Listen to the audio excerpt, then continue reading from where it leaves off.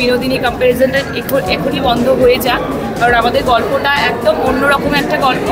I have immense respect for every artist because being an artist আমি সমস্ত আর্টিস্টের honesty এবং কাজের মর্যাদা করি।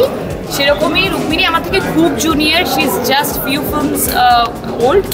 সো ও নিশ্চয়ই প্রচণ্ড মন দিয়ে কাজটি করেছে, আমার দেখা হয়নি, ও নিশ্চয়ই ভালো করেছে। এবং এখানেই এই কন্ট্রোভার্সিটা শেষ হোক, কারণ রুক্মিণী নিয়ে কিন্তু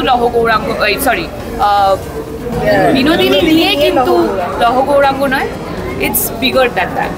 বিনোদিনী নিয়ে যে এত আলোচনা এবং নানান রকম কন্ট্রোভার্সি এবং দি ওজি সৃজিত মুখার্জি কেউ শুনতে হচ্ছে that he is goat inspired, definitely হতেই পারে।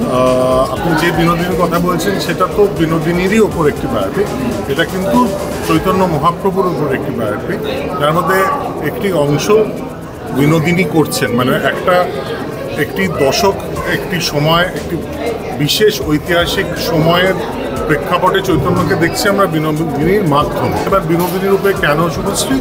কারণ শুভশ্রী এই সময় যেটা বললাম অসম্ভব গুণী একজন অভিনেত্রী, তার সঙ্গে তার নানান পারফরমেন্স দেখে আমার মনে হচ্ছে এই কবে শুভর সাথে কাজ হবে, এবং ফাইনালি সেই কাজটা হচ্ছে।